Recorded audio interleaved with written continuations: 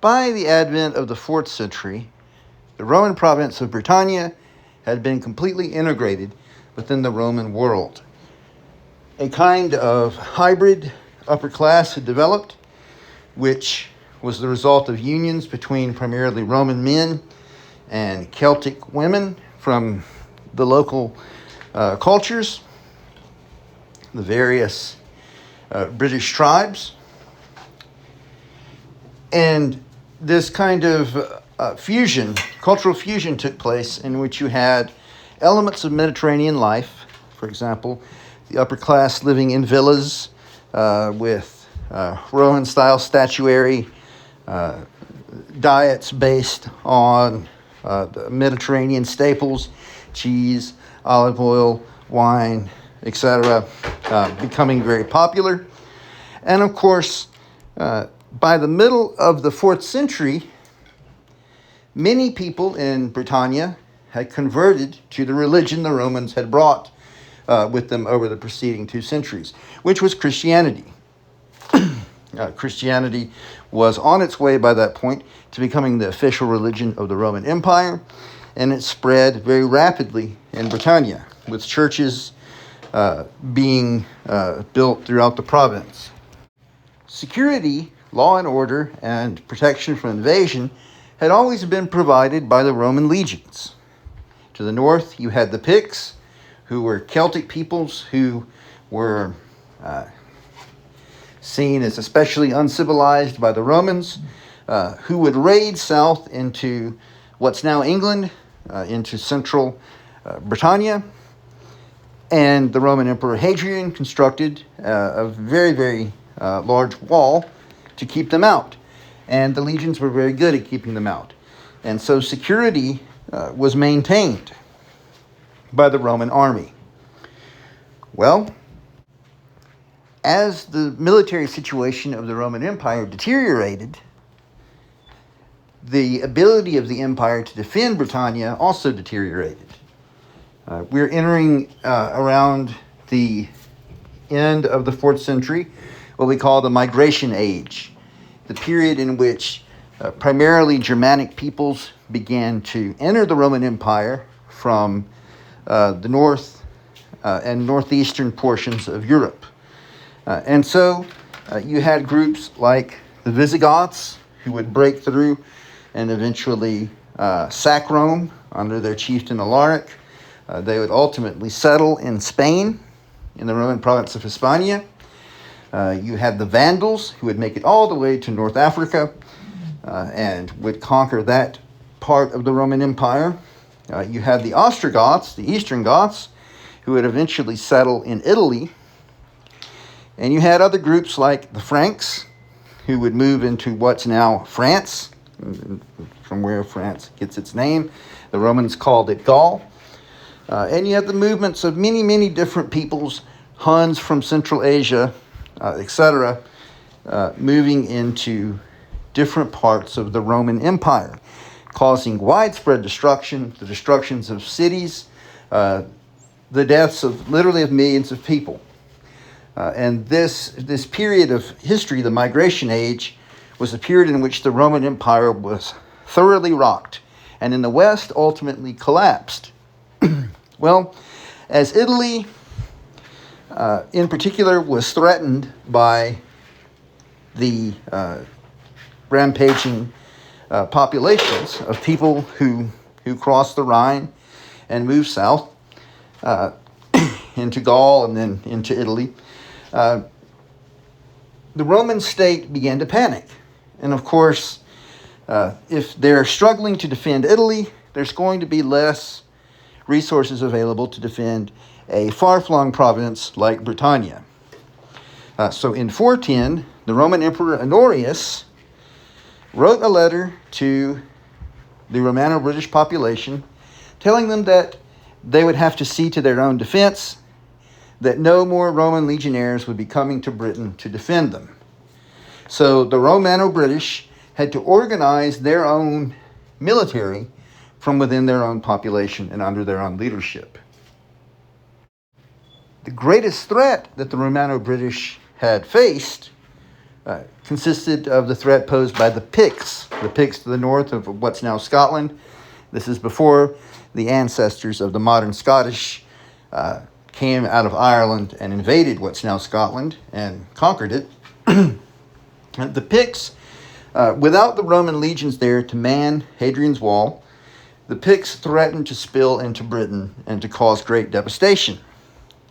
The High King of the Romano-British, Vortigern, considered one of history's greatest buffoons and horrible rulers, in order to defend against the Picts, rather than raise an army of his own people, which could potentially threaten his power, and rather than instill the kind of Roman military discipline that was effective in battle, Vortigern attempted to bring in foreigners, warriors from Germanic tribes, particularly a band led by two great Saxon warlords, Hengist and Horsa, to bring them into Britain to defend against the Picts.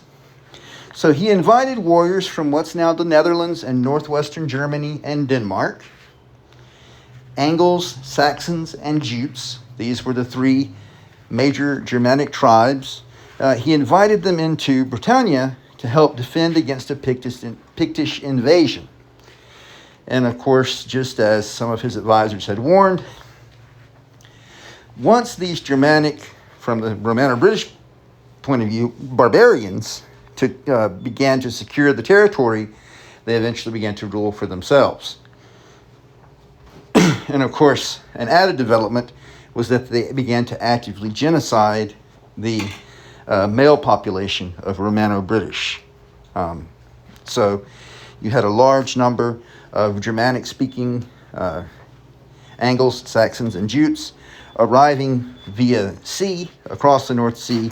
They were invading, they were killing the Romano-British men from the culture they were supposed to be defending, and taking the women as their own and establishing their own small kingdoms. In the beginning, the Angles, Saxons, and Jutes were separate tribes. Over time, they would develop a unified culture that we now call Anglo-Saxon. If you've heard that term before, right? So we're going to refer to these peoples as Anglo-Saxon peoples, even though originally they belonged to different tribes and spoke different dialects. And these peoples, these Anglo-Saxon peoples, were very different from the Romano-British. They had not had their culture formed under the guidance of Roman civilization. They were illiterate. They were very warlike, considered very violent, very savage by the Romano-British. And on top of that, they were pagan. The Romano-British, by this point, were almost entirely Christianized, but the Anglo-Saxons still worshipped their traditional gods, who were very similar to what we might call the Norse gods or Viking gods. Instead of Odin, they had Woden, which is where we get the word Wednesday from. Instead of Thor, they had Thur, which is where we get the word Thursday from. And of course, we get the word Friday from their god Frey, right? So the days of the week are still named after these ancient Anglo-Saxon gods. And these gods were very warlike. They were all great warriors. And if you know anything about Norse mythology, you know that Odin, Thor, Frey, etc., Tyr, for whom Tuesday is named, these were great warriors who had exploits fighting monsters, giants, etc. And this is the culture that, this is the kind of value system that was honored by the Anglo-Saxons. If you recall, watching Beowulf, the film Beowulf was an Anglo-Saxon epic. It shows the values of the early Anglo-Saxon warriors, what they prized about honor, about duty, how they saw the role of a human being. And of course, over time, Beowulf kind of represents a gradual Christianization of this culture. In the beginning, the Anglo-Saxons were completely pagan. And you can see this in their burial practices. We have an image here of the ship burial at Sutton Hoo in England. And we say it's a ship burial, it was actually on land. But even though it was done on land, the dead body of the dead king was buried in a ship along with his queen. Usually what would happen is the wife of the dead nobleman would be buried alongside him. She would have her throat cut, or the ship would be set afire with her alive inside it. There is a clip from a film called The 13th Warrior that I'm including among the supplemental videos. I'd like for you to watch that. The clip is of the queen of the late Viking king undergoing this process of ritual immolation. And this is something that was practiced throughout the Germanic world. And of course, the king would also be buried with his armor, with his shields, with his weapons, so that he could use them ostensibly in the afterlife. And this is very different from the kind of Christian burial that had already been adopted by the Romano-British. And the Romano-British looked at this kind of thing with disgust by this point. So as bands of Angles, Saxons, and Jutes crossed the North Sea and arrived in Britannia, many of their warlords set up small, kind of what we call petty kingdoms. And these small kingdoms would eventually grow larger and become consolidated into the great Anglo-Saxon kingdoms of the 8th, 9th centuries. But the Romano-British didn't just take this lying down. Eventually they rallied, especially when you considered the fact that really it was a genocide, much like the Romans had waged against the ancestors of the Romano-British. And they began to push back against the Angles, Saxons, and Jutes, particularly under the leadership of a ruler named Ambrosius Aurelianus. Ambrosius Aurelianus, not much is known about him, but he is considered the last Roman general who battled against the Angles and Saxons. And he won a great number of victories against them, regaining a considerable amount of territory in what's now central England. So he was able to rally the Romano-British and to fight against them. And most historians would agree now that Ambrosius Aurelianus is the origin for King Arthur, right, of Arthurian legend. There were very early in the Middle Ages stories of an Arthur stories of an Arthur talked about in Wales and in Cornwall, and it's believed that this Arthur was the Romano-British general Ambrosius Aurelianus. He was able to use superior Roman strategy and tactics against the Anglo-Saxon invaders. Since the Romano-British were involved in a life-or-death struggle against these Anglo-Saxon invaders, there was little impetus to convert them to Christianity. The Romano-British population saw these invaders as a scourge and wanted to regain control of the entire island. So the Anglo-Saxons kind of persisted in their traditional religion and traditional religious practices. This is where outside forces began to intervene to help shape the creation of the Kingdom of England. Pope St. Gregory the Great, one of the most influential people of his time, determined that these Germanic peoples, even though they were considered barbarian in culture, in beliefs, that Christianizing them would be the future of civilization. Right? That there was a pressing need to Christianize them, to evangelize them, to win over them for the sake of their own souls, but also so that Roman civilization would survive. And so Pope St. Gregory the Great organized different missions throughout the continent of Europe in an attempt to Christianize many of these barbarian peoples. And one of these missions was the mission he sent to Kent in what's now England. The story is that he was passing in Rome. He was walking by the slave market, and he saw some young boys who had very fair hair, and they were singing as they'd been taught to sing by their slave master. And he thought, well, who are these? Where are these young boys from? And his attendant said, they're Angles. Meaning that they're of the tribe Angles. And he said, not Angles, but angels, right? And he was saying this in Latin, of course, but the play on words is similar. So he determined that these people should be Christianized. So he sent a very, very pious monk, Augustine, who would later be called Augustine of Canterbury. He sent him to the kingdom of Kent, which was one of the Anglo-Saxon kingdoms, ruled at the time by a king named Ethelbert. Ethelbert was pagan, but his wife, Bertha, was Frankish. She was of another Germanic culture that now occupied Roman Gaul, what's now France, and had already become thoroughly Christianized.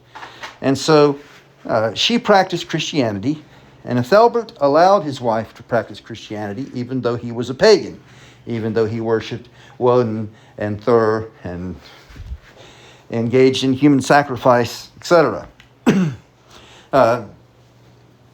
And over time, Bertha began to, like many of the wives of the great pagan kings after the fall of the Western Roman Empire, she began to kind of lean on her husband to convert to Christianity.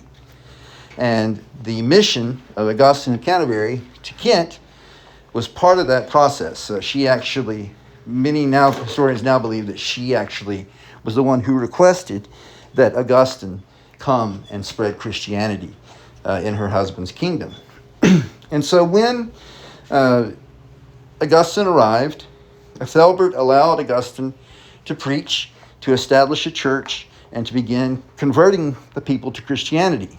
And he was very, very successful. And of course, if you read the great Anglo-Saxon historian, the Venerable Bede, he describes this conversion process and all the trials that happened, all of the kind of duels between Augustine, who is performing miracles in the name of Christ, and the pagan priests who are performing miracles in the name of Thor and Woden, etc. And of course, Augustine prevails. It's very similar to St. Patrick in Ireland, how he overcame the traditional religious priests with great acts, great miraculous acts done in the name of Jesus. And so the Anglo-Saxons of Kent began to convert in large numbers, including Ethelbert himself, the king of Kent. He became a Christian, eventually agreeing to be baptized. That's why Canterbury has traditionally been the metropolitan seat of the Church of England, because that is where Augustine first established the English Church. Okay, so we'll end this video with this image of Ethelbert being baptized by St. Augustine of Canterbury.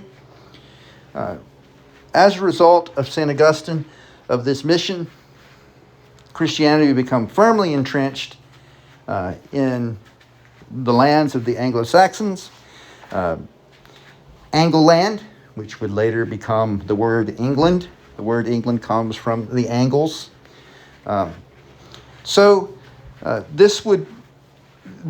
It's from this point that Christianity would play the dominant role in shaping the culture of the English. And we'll pick back up with this on the next video.